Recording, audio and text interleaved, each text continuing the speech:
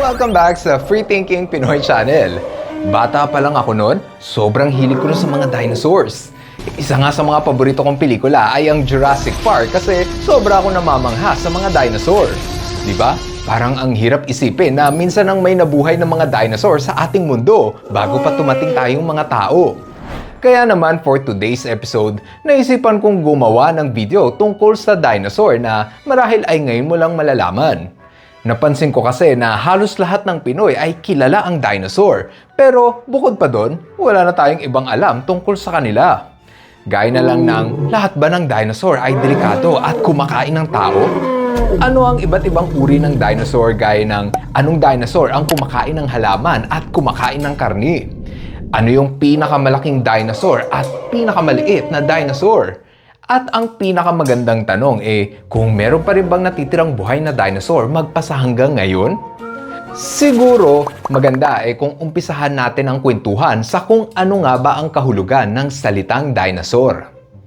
Ang pangalang dinosaur ay nagmula sa salitang Griego na ang ibig sabihin ay terrible lizard. Kasi nga, mukha talagang terrible at nakakatakot ang bungo ng dinosaur na mukhang higanting buwaya. Unang nadiskubre ang buto ng dinosaur ng English naturalist na si Robert Platt matapos siyang mahukay ang dambuhalang buto na kinalaunan ay natukoy bilang parte ng hita ng Megalosaurus. Yung pinakaunang buto ng dinosaur ay nahukay ni Robert sa bansang England noong 1677. Simula nang madiskubre ang unang buto ng dinosaur, marami ng tao ang nagsimula na ding maghukay ng lupa para makahanap ng iba pang buto ng dinosaur.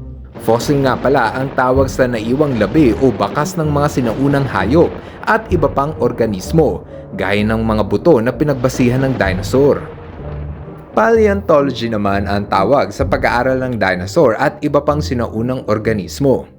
Ayon sa pag-aaral ng mga paleontologists, ang unang dinosaur daw ay nabuhay noong Triassic period, 245 million years na ang nakalipas. Ngunit noong 66 million years ago sa panahon ng Cretaceous period, dito raw nagsimulang maubos ang lahi ng mga dinosaur. Sa ngayon, ang mga scientist at paleontologists ay kumukuha ng bagong kaalaman tungkol sa mga dinosaur sa paraan ng mabusising pag-aaral sa mga naiwan nitong buto at fossil records. Simula nang madiskubre ang mga buto ng dinosaur, samot-sari na ang uri ng dinosaur na natukoy ng mga scientist. Umabot na nga sa 1,000 species ng dinosaur ang nahukay at kinilala ng mga paleontologists. Base sa pag-aaral ng mga scientist, merong iba't ibang uri ng dinosaur. Gaya na lang ng sauropods, isang species ng dinosaur na may napakahabang leeg at buntot. Nag-evolve ito ng may mahabang leeg para abutin ang pinakatuktok ng mga nagtataasang puno.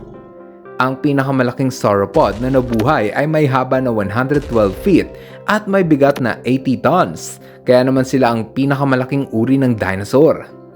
Pero hindi lahat ng dinosaur ay malaki. Merong maliit gaya ng Velociraptor na kasing bigat lang daw ng manok. Pinangalanan itong Velociraptor dahil may teorya ang mga scientist na mabilis raw itong tumakbo base sa magaan at maliit itong pangangatawan. Ito naman ang Pachycephalosaurus, ang dinosaur na nakilala dahil sa makapal nitong bungo. Ayon sa obserbasyon ng mga scientist, naging matigas raw ang ulo ng Pachycephalosaurus dahil mahilig itong makipag-untugan tuwing nakikipag-away. Meron ding Parasaurolophus na mabilis mong makikilala dahil sa kanilang sungay na nakatutulong raw para gumawa ng malakas na sigaw. Sa lahat-lahat ng dinosaur, ito ang pinakasikat at pinakakinatatakutan, ang Tyrannosaurus Rex.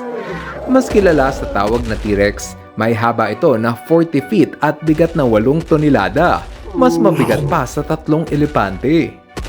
Marahil ay una mong napanood ang T-Rex sa pelikulang Jurassic Park. Ito ang isa sa pinakamalaki at ang pinakamabangis na maninila noong unang panahon.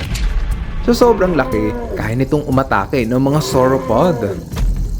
Kung meron mang kinatatakutan ang mga T-Rex, ito marahil ang mga Ceratops. Nakilala ito dahil sa notorious nilang sungay na sa sobrang laki, kaya nitong makapatay ng T-Rex. Isa rin ito sa pinakasikat na uri ng dinosaur na mortal na kalaban ng T-Rex. Meron pang isang dinosaur na pwedeng tumapat sa lakas ng T-Rex, ang Ankylosaurus.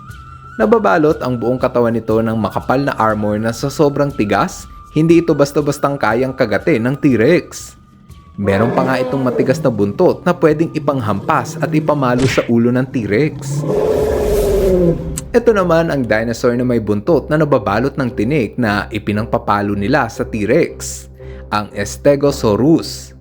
Isa rin ito sa pinakasikat na uri ng dinosaur dahil sa likod nito na nababalot ng mga naglalakihang tinik bilang depensa. Sa tingin ko, ang mga Microraptor ang pinaka-interesting pag-aralan sa lahat ng dinosaur. Kakaiba ito sa lahat dahil meron itong katawan na nababalot ng balahibo o feather gaya ng mga ibon. Maaaring ginagamit raw nila ito para mabilis na makapaglakbay sa masukal na bahagi ng kagubatan. Ayon sa mga paleontologists, ang Microraptor daw ang ninuno o pinagmulan ng lahat ng lahi ng mga ibon mula nang mag-evolve ito ilang milyong taon na ang nakalipas. Gaya ng ibang hayop, merong herbivore na dinosaur na kumakain lang ng halaman gaya ng mga sauropods. 40% naman ng mga dinosaur ay carnivore o tanging karne ang kinakain gaya ng mga T-Rex.